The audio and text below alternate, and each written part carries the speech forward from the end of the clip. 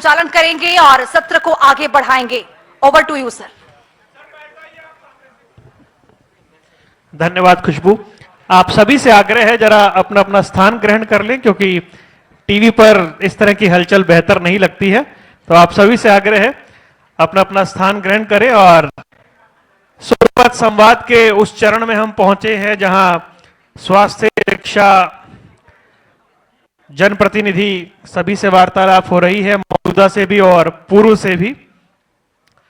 मौसम आज बड़ा सर्द है, ठीक ठाक कोहरा दिखाई दे रहा है बाहर। और ऐसी अच्छी खासी ठंड में, ऐसे मौसम में जो मौसम के अच्छे जानकार हैं वो हमारे साथ मौजूद हैं।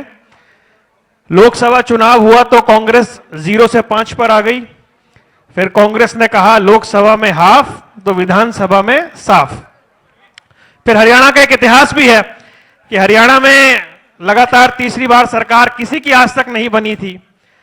इन तमाम धाराओं और कहानियों के बीच में एक नेता जो सोनीपत के फर्स्ट सिटीजन थे, सोनीपत के प्रथम नागरिक थे, कांग्रेस ने अच्छा भला पद रखा था मेयर का, उन तमाम अवधारणाओं को ठुकराते हुए क्या मौसम पहचाना उन्होंने, जो एग्जिट पोल भी नहीं पहचान पाए, वो भाजपा में आए और वो भाजपा से सोनीपत के विधायक। सर बहुत बहुत स्वागत है आपका। बहुत बहुत धन्यवाद आपका और आपके सभी दर्शकों को मेरा नमस्कार और बधाई देता हूं कि इतना अच्छा कार्यक्रम आपने रखा। ऐसा प्लेटफॉर्म जिसपे मैं समझता हूं कि अपनी प्रोग्रेसिव थॉट और अपनी सोच कि हम अपने विधानसभा के लिए, शहर के लिए क्या सोच रखते हैं, अपने व्यूज रखने का जो आपने अवसर दिया, तो मैं आपका धन्यवाद करता हूं। विधानसभा पर तो आएंगे, पहले ये बताएं कि आपको इस घर में ज्यादा कंफर्टेबल फील कर रहे हैं या वहां आनंद था? कहा जाता है यहां उतना बोलने की आजादी नहीं है, वहां तो हर आदमी किसी ना किसी पद का दावेदार होता था। यहां पर मैं एक बात समझता हूं, बोलने की डबल आजादी है। अच्छा, सबसे पहले, लेकिन दायरा पता है कि क्या बोलना है। सबसे पहले भारत माता की जय, दूसरा जय श्री राम। सबसे बड़ी बात यह है, जहां आपका दम घुटता हो वहां रहने का फायदा नहीं था। साथ में अभी आप बात करते मौसम पहचाना, ये मौसम नहीं, ये हमारे हरियाणा प्रदेश की जनता की भावनाएं थी। जिस तरीके, तब भी मेरे से कई लोगों ने सवाल किया कि आज कांग्रेस दिख रही है कि आएगी। मैं तब भी कहता था, मैं आज भी कह रहा हूं, वो दिख रही थी और वो अपनी नजरों में खुद ही गायब हो गए। जिसको आज वो वोट चोरी का नाम भी दे रहे हैं। जिनके पास वोट थी नहीं तो चोरी कौन करेगा, सबसे बड़ी बात। दूसरा, वोट चोरी भी सन 71 में इंदिरा गांधी जी ने करी थी, जिसको हाई कोर्ट ने भी माना था, कोर्ट ने भी माना था, और उसके बावजूद भी वो अपनी सीट पे रही। तो आज ये पूरा प्रदेश और देश जानता है कि जिस तरीके, मैं जब दूसरी तरफ भी था, और उस समय की एक बात बताता हूं आपको। माननीय मनोहर लाल जी सीएम हुआ करते थे।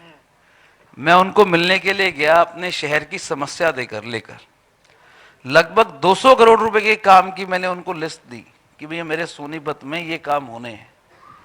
और मैं समझता हूं उन्होंने वो देखते ही, जो हमारी मेयर्स की मीटिंग हुआ करती थी उसके अंदर जिस तरीके से मैं तैयारी कर गया था, अपने मुद्दों को लेकर गया था, विद प्रॉपर एस्टिमेट्स और बजट के हिसाब से, उन्होंने जाते ही जो टेक्निकल अप्रूवल था, उन्होंने बोला अफसरों को कि भाई ये काम करो, ये काम होने वाले हैं। क्योंकि उस पर अफसर भी मानते थे कि काम, जो हमारी भावनाएं थी कि हम सोनीपत को आगे बढ़ाएं, और आज भी यही संकल्प है कि हम सोनीपत को आगे बढ़ाएं। तो जब मैं मेयर था, उन्होंने उस समय भी मेरे को ऐसी ग्रांट दी सोनीपत के लिए, जिसके लिए मैंने पूरे 3.5 पौने 4 साल काम करा अपने शहर के अंदर। और कभी भी उन्होंने इस चीज का भेदभाव का फर्क नहीं रखा कि ये कौन सी पार्टी से आ रहा है, ये कौन सी जगह से आ रहा है। उन्होंने एक ही चीज देखी कि भाई ये, मैं ये बात इसलिए बता रहा हूं कि ये जो भावनाएं हैं और जो ये सोच है, ये भारतीय जनता पार्टी की है कि प्रदेश को और देश को आगे हमने एक ही सामान्य रूप से बढ़ाना है। नहीं, कांग्रेस में सिटिंग गेटिंग का फॉर्मूला था, इसलिए आप इधर आ गए। सिटिंग गेटिंग के फॉर्मूले से आज उनका ये बुरा हाल हो चुका है, आप देख सकते हैं। नहीं, वो तो चलो नहीं, पार्टी और ने बाद सबसे में बड़ी भुगता बात, ना। सबसे बड़ी बात जहां तक आप कह रहे हैं सिटिंग गेटिंग का फॉर्मूला था, ये सबके नसीब है। क्या पता उस समय क्या होता और वो कहां होते और मैं कहां होता। चलिए, ये इस पॉइंट पे आ गए कि जब आपने वाली बात छेड़ दी है, तो अभी सत्र में पूर्व विधायक साहब और मौजूदा सांसद साहब मौजूद थे। उनसे पूछा जा रहा था, वो कह रहे क्या बोले कि भाई जब वोट ही चोरी कर लिए गए तो फिर सोनीपत के नतीजों पर क्या बात करें। और सांसद जी तो ये कह रहे थे कि मैंने इतना काम करने वाला आदमी आज तक नहीं, गली गली लोगों के काम करता था, ये हार जाएगा मुझे आज तक यकीन नहीं है। सांसद जी का जब चुनाव था उस समय सांसद जी को आज तक ये मेरे को लगता है उनकी आंखें नहीं खुली अभी तक भी इस बात से कि जब सोनीपत के अंदर वो वोट मांग रहे थे, कितना काम करने वाला आदमी जो आप कह रहे हैं जो हार जाएगा, जिसकी वो नहीं, बात ऐसा सांसद जी कह रहे हैं। सांसद जी कह रहे हैं जो ऐसा हार जाएगा, उनके चुनाव में 46,000 से हारे सोनीपत में, सोनीपत विधानसभा में। क्या उनकी तब आंखें नहीं खुली इस बात को लेकर? मतलब आज भी वो इस बात को 46,000 की लीड तब थी बीजेपी पार्टी की, इस बार भी लगभग 30,000 से वो विधानसभा में हारे। मेरे को लगता है कि सांसद जी को भी सोच समझ के और पॉलिटिकल व्यू पॉइंट से नजरिया आंखें खोलकर देखकर चलना चाहिए कि भाई आप क्या बोल रहे हैं और क्या हकीकत है। क्योंकि सोनीपत के अंदर आप सोनीपत का जब उस टाइम पे सर्वे होता था, जब जब अपना जितने भी न्यूज चैनल है उस समय सर्वे करने के लिए आते थे ग्राउंड रिपोर्ट पे, आप किसी की भी जेन्युइन रिपोर्ट उठाकर देखिए कि लोगों के क्या फीडबैक थे।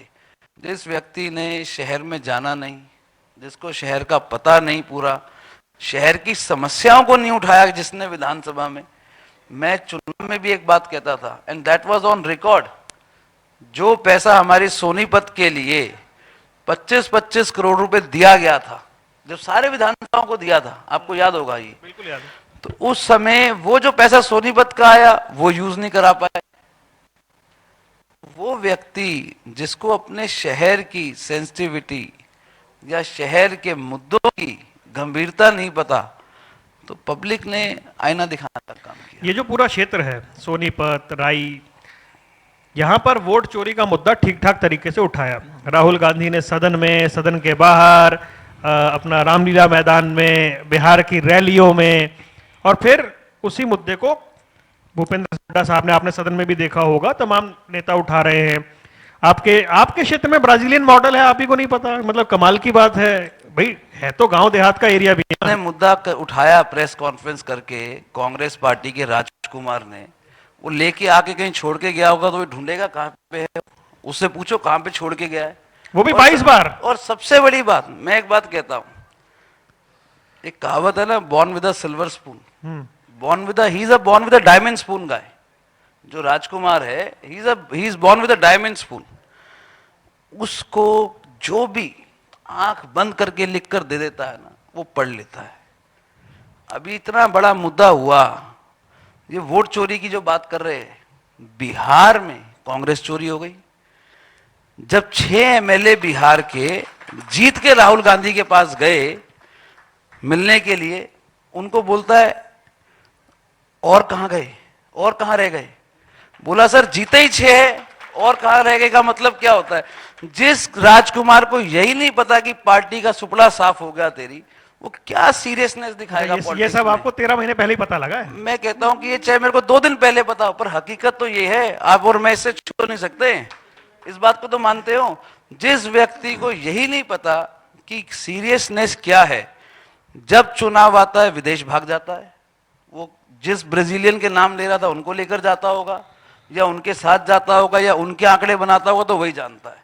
पर एक बात सच है, बिल्कुल क्लियर, जब भी चुनाव आते हैं, टिकटें बंटने का टाइम आता है, वो देश छोड़ के चला जाता है। दूसरी बात, जब नतीजे आ जाते हैं, फिर ढूंढता है कौन आया, कहां आया, या सुपड़ा साफ हो गया। उस आदमी के अंदर सीरियस नाम की चीज ही नहीं। तो मैं समझता हूं, पहले कांग्रेस पार्टी अपना घर संभाले, वो कहते अपना हैं नेतृत्व संभाले। मैंने जितने एलिगेशन हरियाणा को लेकर लगाए, 19 लाख फर्जी वोट, हर जगह पर वोट चोरी की गई, तमाम एग्जिट पोल हमारे फेवर में थे, ब्राजीलियन मॉडल, एक घर में 500 इस वोट। बात- मैंने जितने आरोप मैंने लगाए, आज तक चुनाव आयोग ने जवाब नहीं दिया प्रेस कॉन्फ्रेंस करके कि उनका जवाब भी दे दे। मैं एक बात इस बात में कहूंगा, बड़ी छोटी सी बात में इसको हम खत्म करेंगे, क्योंकि ऐसे व्यक्ति के बारे में चर्चा करना जिसकी समझ में कुछ समझता हूं कुछ है ही नहीं।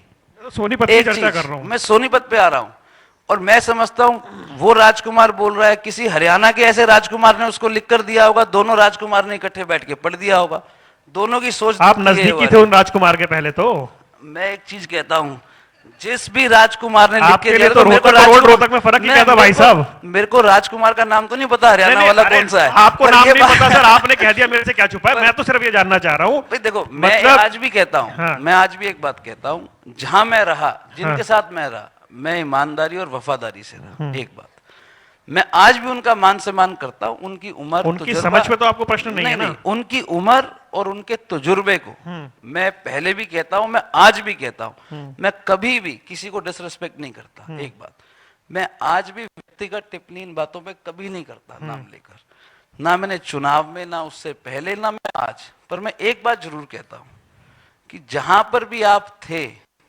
मैं इस बात की गारंटी देता हूं वफादारी से।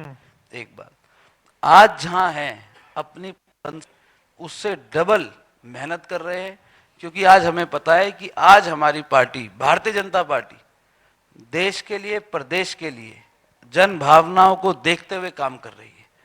सबसे बड़ी बात, उन लोगों ने कभी भी लोगों की हकीकत, जमीनी जो समस्याएं हैं, उनको समझने का काम नहीं किया। जब हमारा लोकसभा का चुनाव था, पूरे देश में एक ही गीत गा दिया, तब तो हमने भी साथ बैठ के देखा है। हम भी इस बात को कहते थे कि ये तू बोल क्या रहा है, तू कुछ समझ तो सी। मैं फैक्ट प्रैक्टिकल बता रहा हूं ये वाली बात को। जब सोनीपत भी रैली थी, उसके बाद आज जो यहां पर मंच से उतर के गए हैं, जिनकी आप बात कर रहे थे, पूर्व राय या जो सांसद है, मैं इनकी बातें भी बताता हूं। इस बात में ये भी कहते थे, अरे बोल क्या रहा है, संविधान खतरे में। अरे बाबा साहब का लिखा हुआ संविधान, जिसको भारतीय जनता पार्टी से ज्यादा कोई सुरक्षित नहीं रख सकता, मैं इस बात की गारंटी देता हूं। और जितना सम्मान भारतीय जनता पार्टी ने बाबा साहब का किया है और संविधान का किया है, ना कोई और कर सकता है। और मैं गारंटी देता हूं, भारतीय जनता पार्टी ही एक ऐसी पार्टी है जो कभी भी संविधान से छेड़छाड़ नहीं होने देगी। ठीक, अब और मैं बड़ा क्लियर, और वो व्यक्ति सिर्फ संविधान बचाओ, संविधान बचाओ, संविधान खतरे में। अरे तू अपने आप को तो बचा ले, संविधान को तो हम लोग ध्यान से संभाल के चल रहे हैं, तू अपने आप को संभाल। सबसे बड़ी बात ये है समझने की। ठीक है, मैं सोनीपत के कुछ मुद्दों पर आऊंगा, उससे पहले एक और अतीत का प्रश्न आपसे कर लेता हूं। ये तमाम बातें कर रहे हैं ये इतिहास की, लोकसभा चुनाव के बाद और विधानसभा चुनाव से पहले जब हम घूम रहे थे, जो माहौल था, जो परसेप्शन था, उन सबके बीच में बीजेपी नेता इस बात को लेकर बड़े कॉन्फिडेंट थे कि बहुत सारे लोगों को कांग्रेस में थापी मारी हुई है और जब उन्हें टिकट नहीं मिलेगा तब खेल होगा। तो उस थापी वाले एरिया में आप भी आ रहे थे क्या? जब तक ये थापी की बात चालू नहीं हुई थी, उससे पहले तो मैं कांग्रेस छोड़ के आ गया था। एक बात, अच्छा, ये बात मैं बड़ी क्लियरली बोलता हूँ। और जब थापी सेशन चालू हुआ था, तो उस थापी सेशन से बहुत नहीं, थापी सेशन में शुरू में तो आ ही गए होंगे ना? नहीं, मैं कह एक रहा हूं, राउंड में तो जब- थे कम मैं से कम। जब उस राउंड की बात भी थी, मैं उससे भी बहुत दूर था। उसकी वजह थी क्योंकि I was very much clear with my ideas and concept. This truth I am telling you. उस समय भी मैं ना तो गया बात करने के लिए टिकट के लिए, मैं क्लियरली बोलता हूं, और ना ही मेरे को ऐसी कोई थापी दी गई हम तेरे को चुनाव लड़ाएंगे, क्योंकि बहुत सारी ऐसे और वजह होती हैं जिसके लिए। आप बहुत पहले सक्रिय हुए थे सर, याद नहीं है? मैं दिला दूं, आप ठीक ठाक सक्रिय थे। मैं तो मेयर था, सक्रिय तो रहूंगा। हाँ। मेयर हूं शहर का। अगर एक बात बताइए, कोई भी व्यक्ति मेयर है शहर का, या कोई भी चुना हुआ प्रतिनिधि है शहर का, पार्षद, मेयर, तो थापी विधायक, ऑटोमेटिक अपने एरिया के अंदर जब तक आप लोगों, तो आज आप भी, मतलब आज हमारे देश के अंदर ये सबसे बड़ी बात मैं आपको कह रहा हूं, इसलिए आज कोई पार्षद चाहे मेयर का चुनाव लड़ना, जब दावेदारी कोई भी कर सकता है। हाँ, मैं एम्बिशियस हूं, बिकॉज मुझे पता है कि मेरे पास अपने शहर के लिए विजन है। मैं अपने शहर के लिए मैंने काम करके दिखाया 3.5 साल में। मैं 3.5 साल कांग्रेस पार्टी से मेयर रहा। मैंने कभी ये नहीं बोला कि मेरी ये सरकार नहीं चलने देती। आप मेरा ऑन रिकॉर्ड एक स्टेटमेंट दिखा दीजिए, एक भी स्टेटमेंट दिखा दीजिए। मैंने कभी ये नहीं कहा कि सरकार हमारी नहीं है, अफसर काम नहीं करते। हमें काम कराना आता था, हमें लॉ पता है, हमने काम करवाए। और मैं इस बात का चैलेंज करता हूं, 3.5 पौने 4 साल के अंदर जो काम हम लोगों ने नगर निगम सोनीपत में किए अपने शहर के प्रति, ऐसी ऐसी जगहों पर हमने पानी पहुंचाया जहां पर पिछले 40 साल से आज तक पानी नहीं पहुंचा था। हमारी ऐसी ऐसी जगह जहां पर सीवरेज लाइन नहीं थी, 1947 के बाद से अखबार की कटिंग है कि 1947 के बाद से पहली बार सीवर लाइन वहां पर दबी, तो हम लोगों ने वो काम किया। हमें आज अपने ऊपर विश्वास था कि हमने काम किया। आज भी हमारा शहर ईस्टर्न वेस्टर्न 2 हिस्सों में बटा हुआ है। एक हिस्से के अंदर हमने 99% वाटर, जाजल का मीठा पानी हमने घरों तक पहुंचाने का काम किया। और उस क्षेत्र में पहुंचाया तो हमारे शहर का सबसे हाई राइज एरिया है। तो मैं इस बात के लिए इसलिए आपको बोलता हूं कि हम पब्लिक में थे, पब्लिक ने इस बात को समझा कि भाई काम किए। मैंने एक्चुअल में एक बात आपको और बोलता हूं, कोई भी एक काम कराने के लिए आए, मैंने कभी किसी से उसकी पार्टी नहीं पूछी, कभी उससे ये नहीं पूछा तू कौन है, कहां से है। मैंने सिर्फ एक बात समझी कि उस एरिया में अगर एक आदमी अकेला ये नहीं, उसके पीछे हजारों आदमी और भी रहते हैं, तो हमें वहां का काम करना चाहिए। हमने कभी भी किसी को ना तो मना किया और पब्लिक को एग्जैक्ट पोजीशन बताई कि आपका काम हम 1 दिन में कर पाएंगे क्योंकि इसका टेंडर हुआ है, आपका काम 3 महीने में होगा, इसका टेंडर हम लगाएंगे, अभी इसका एस्टिमेट बनाना है। हमने कभी किसी को गुमराह नहीं किया। और ये बात सोनीपत की जनता भी कहती है कि हमने कभी किसी को गुमराह नहीं किया, उसको एक्चुअल पोजीशन बताई कि ये काम कैसे होगा। जब लास्ट टाइम हमने सोनीपत कॉन्क्लेव किया था तो डिप्टी मेयर साहब आए थे, और थोड़ा सा आज की जनजी वाले स्टाइल में रहता है कि जैसे आदमी खाना खाने जाता है रेस्टोरेंट का तो उसकी रेटिंग देखता है, कहीं खरीदारी करने जाता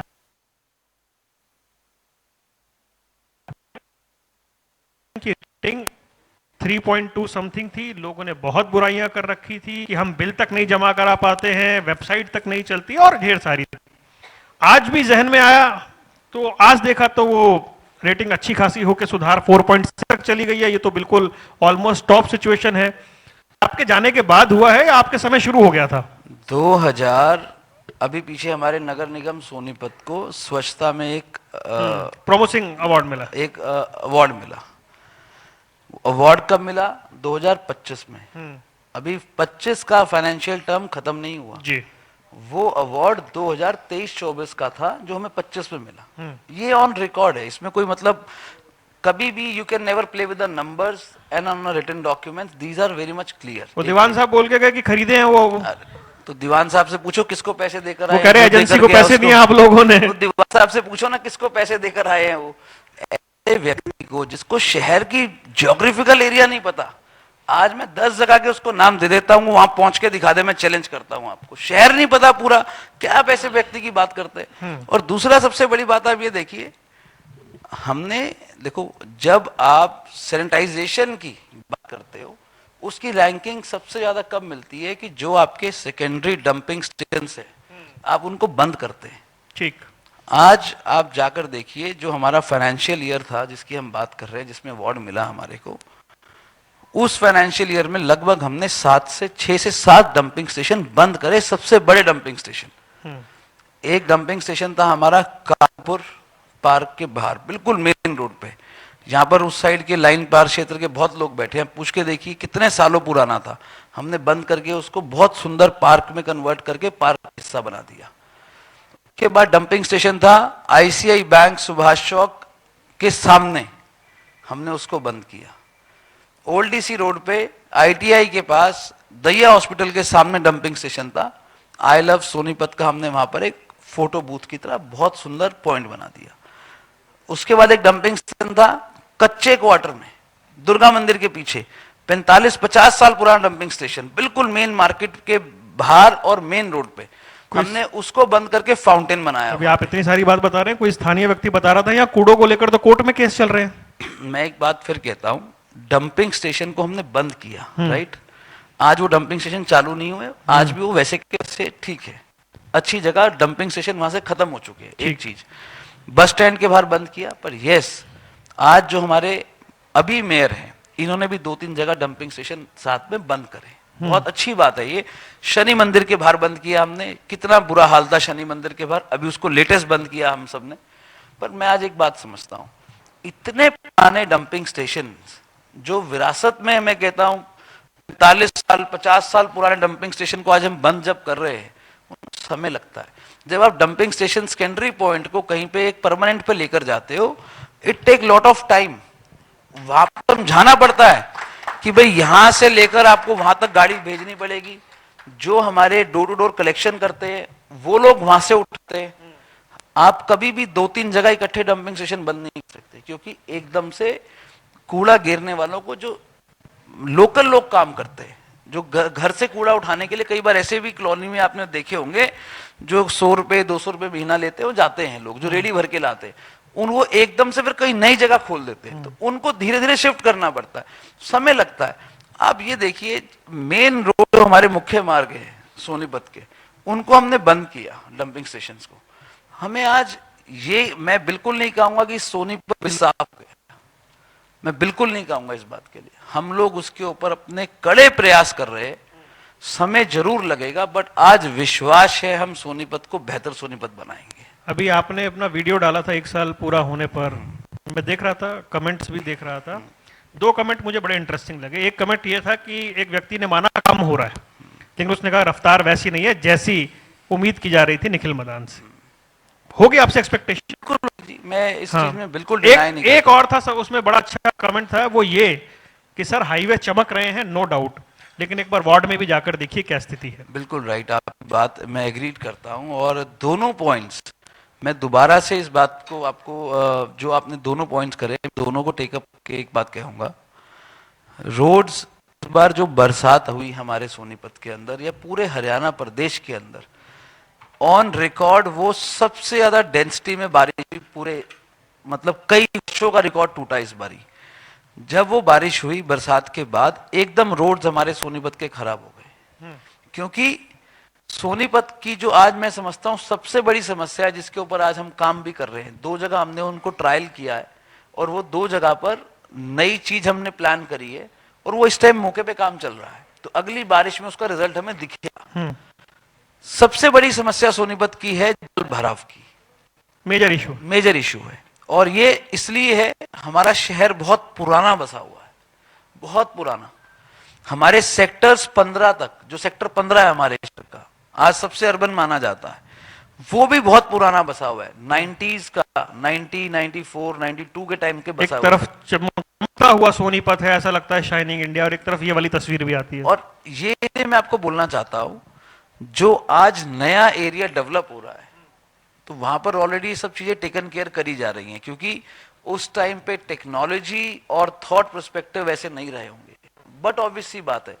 और आज अगर हम आज की बात करते हैं, तो आज उन जगह जहां जल भराव होता है, वहां पर हम नई स्ट्रॉम लाइन दबा रहे हैं, जहां पर स्ट्रॉम लाइन नहीं थी उनको डायरेक्ट ड्रेन में जोड़ने का काम कर रहे हैं, कि अगली बार जब बारिश आएगी तो वो पानी जो जल भराव है, आज भी 99% लोग इस बात को समझते हैं कि जब बारिश होती है तो सीवर का पानी बारिश के पानी को लेके जाए, नहीं, पर ये ऐसा कभी नहीं होता है। आपको बरसात के पानी को स्ट्रॉम लाइन में डालकर ड्रेन में डालना ही पड़ेगा, ताकि आप ग्राउंड वाटर लेवल मेंटेन रहे। क्योंकि आप मेयर रहे, आप इतनी बारीकी से बता रहे हैं। इसलिए मैं बोल रहा हूं, क्योंकि हमने इस पे काम किया है। मैंने एक कंसल्टेंट्स को हायर करके भी इसका सर्वे करवा के हमने पूरा प्रॉपर वर्किंग कराई है।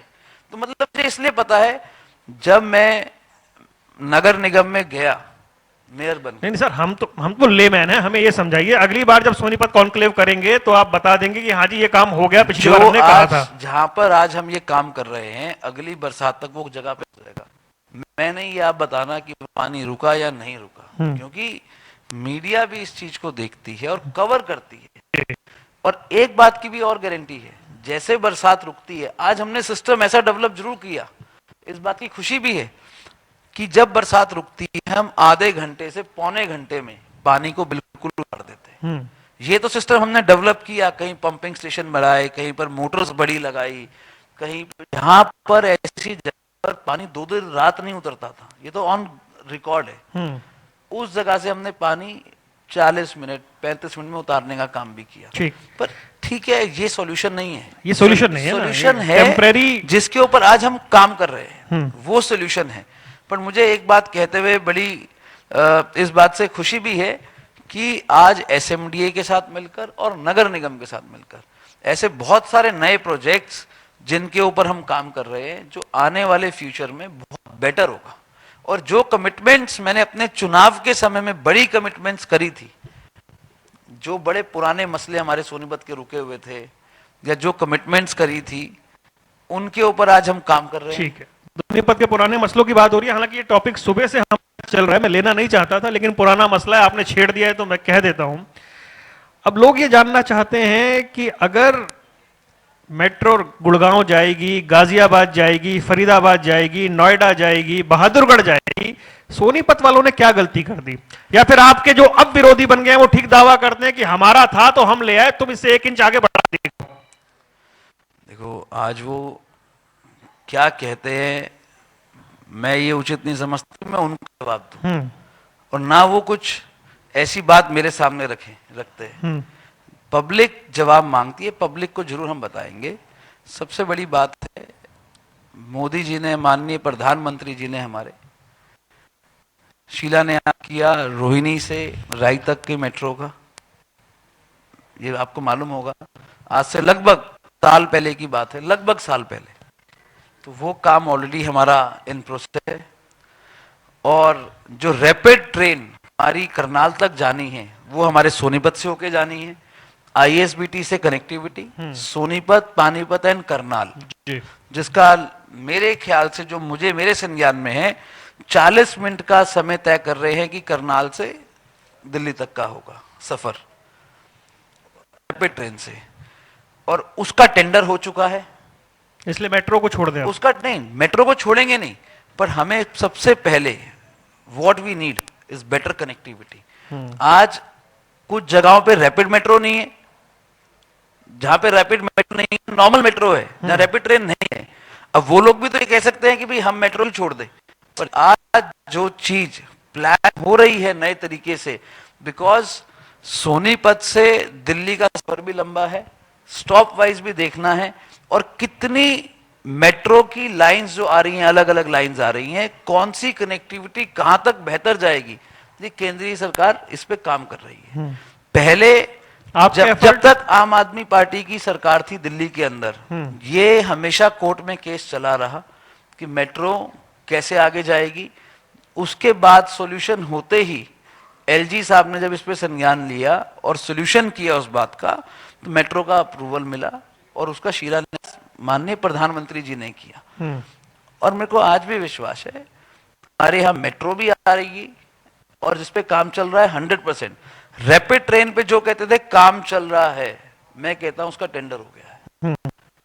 कल की ही खबर है या आज की खबर है मेरे ख्याल से, हाईवे पे जो पोल्स शिफ्ट होने हैं उसका काम भी अब साथ साथ स्टार्ट हो रहा है, ताकि आज में विश्वास है जो वादे भारतीय जनता पार्टी की सरकार ने करे थे उनके ऊपर हम काम कर रहे हैं, और हमें पूर्ण विश्वास है वो चीजें हम जनता को डिलीवर करके देंगे जो जनता की मांग है। अब निखिल भाई, जब आप इतनी बेबाकी से जवाब दे रहे हैं तो एक सवाल जहन में है। अभी यहाँ लोग थे जो बता रहे थे कि, जो पॉलिटिकल नहीं थे, रियल एस्टेट के, वो बता रहे थे कि फास्टेस्ट ग्रोइंग सिटी है देश में, बहुत काम हो रहा है, अट्रैक्शन यहाँ पर दिखाई दे रहा है इन्वेस्टमेंट का, दूसरा गुड़गांव बने ऐसा लोग सपना करके यहाँ मकान ले रहे हैं। क्राइम की सिचुएशन को लेकर आप क्या कहते हैं कि जिस तरीके से 21 साल का युवा किडनैप हुआ, उसकी बॉडी, आपको लगता है कि सिचुएशन एक शहर होने के नाते संतोषजनक है, या सोनीपत में क्राइम को लेकर सुधार की आवश्यकता है? ऑपरेशन ट्रैकडाउन जैसा चला उस लेवल पर यहाँ और व्यापक स्तर पर कुछ होना चाहिए ताकि लोगों का भरोसा बने। मैं बिल्कुल मानता हूं, और मैं इस बात को कहना चाहूंगा क्योंकि आज पूरा प्रदेश आपके इस मंच को सुन रहा है, इस मंच के माध्यम से क्राइम जरूर हरियाणा में हो रहा है और हमारे शहर में भी हो रहा है, मैं इसको बिल्कुल नहीं मना करता कि हमने खत्म कर दिया, पर एक बात जरूर कहूंगा कि जो अपराधी क्राइम कर रहे हैं, पिछले कुछ महीनों से आपने देखा होगा, आज वो धीरे धीरे धीरे छोड़ते जा रहे हैं और हरियाणा से बाहर भी जा रहे हैं। एक चीज, कहीं भी कोई ऐसी वारदात या हादसा होता है, आज पुलिस पहले पहुंचकर उसको संज्ञान में लेकर कार्रवाई चालू करती है। बहुत सारे ऐसे केसेस हैं जिनके अंदर लेस देन 24 आवर्स आज पुलिस काम करके उसका रिजल्ट ला कर देती है। आज हम लोग इसके ऊपर वर्क जरूर कर रहे हैं, काम कर रहे हैं, और बहुत सारी ऐसी चीजें होती हैं जब आप सिस्टम को चेंज करते हो, रीडिजाइन करते हो, या आज हमारे जो पुलिस के उच्च अधिकारी हैं जो इस पे काम कर रहे हैं, आज जब वो रीडिजाइनिंग एक चल रही है उसके ऊपर और नए स्टेप्स, नए मूवमेंट्स उसमें चलाए जा रहे हैं, तो मैं समझता हूं कि बहुत जल्दी आपको बदलाव भी दिखेगा। और जब कोई नई चीज आज हम करते हैं तो उस रिजल्ट अगले 5-6 महीने में, साल में आपको बहुत बेहतर समझ आते हैं।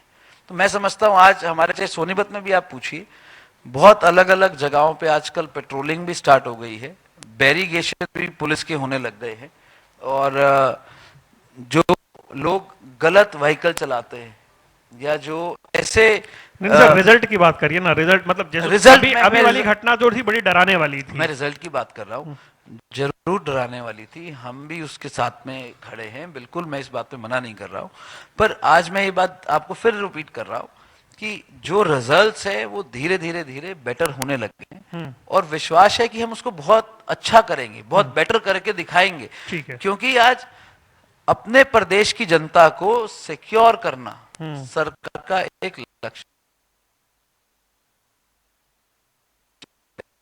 और बिल्कुल अच्छे हमें पूर्ण विश्वास है कि हम अपने प्रदेश की जनता को बिल्कुल सेफ रखेंगे। ठीक है, अब मेरे बस अंत में 1-2 सवाल है। एक तो ये कि अभी अविश्वास प्रस्ताव आया, सदन में आप लोग मौजूद थे, विपक्ष कह रहा है हमारे सवालों के जवाब ही नहीं दे रहे, घुमाए जा रहे हैं, जैसे भी अरविंद जी जलेबी देके गए इतनी बड़ी, ऐसे घुमाए जा रहे हैं, रात के 10 बजा दे रहे हैं, हम ही खुद ही उठ के चले गए, आपने जवाब ही नहीं देना है।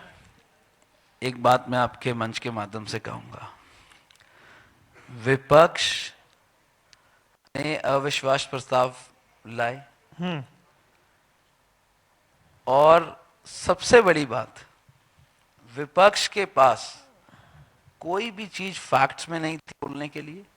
जो उन्होंने जो भी रीजंस लिखकर दिए, हमारे मंत्री कृष्ण बेदी जी ने जवाब दिया, हमारे और विधायकों ने जवाब दिया, हमारे दूसरे मिनिस्टर्स ने उस पर जवाब दिया, और उनके पास सामने से कोई उत्तर नहीं था। एक चीज, अगर वो इतने ही गंभीर थे अपने विषय के ऊपर, वॉकआउट करके नहीं जाना चाहिए था। अविश्वास प्रस्ताव लाकर जब स्पीकर साहब ने फाइनल उसके ऊपर हाँ या ना का रिजल्ट लिया, उस समय वो सदन में ही नहीं थे, तो आप समझ सकते हैं। और सबसे बड़ी बात, 3 घंटे जवाब देंगे तो क्या करेगा आदमी, ठंड में रात को 10 बजे तक भी आप जवाब नहीं दे रहे जिनके पास। और सबसे बड़ी बात, उस अविश्वास प्रस्ताव की अगर हम बात कर रहे हैं, पूरे सदन में विपक्ष तो 92 मिनट बोला और हम लोग 60 मिनट्स बोले।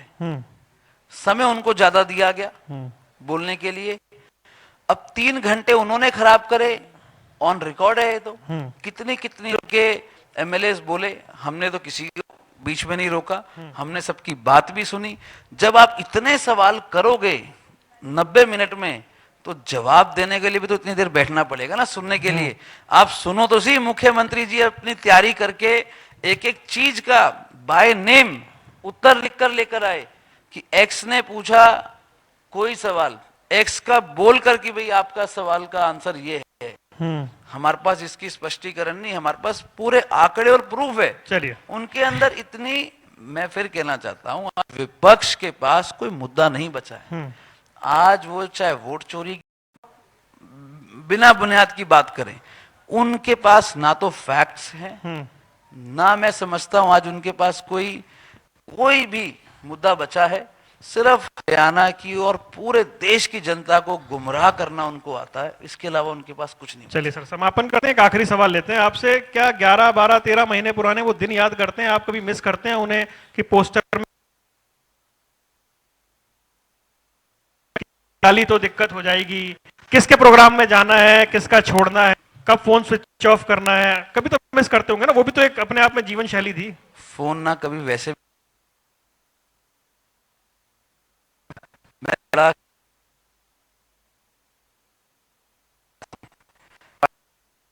कार्यकर्ता के रूप में हम लोग काम कर रहे हैं और भारतीय जनता पार्टी के सिपाही हैं। ना हमारे मन में ना हमारे दिमाग में कोई सेकंड थॉट है। नहीं नहीं, याद आने की बात हो छोड़ रही है। आए वो गलियां तो वो छोड़ ही आए, तो कुछ बचा नहीं उसके अंदर। चलिए, बहुत बहुत धन्यवाद निखिल जी, आपने समय निकाला, हमसे बात किया, बहुत बहुत शुक्रिया।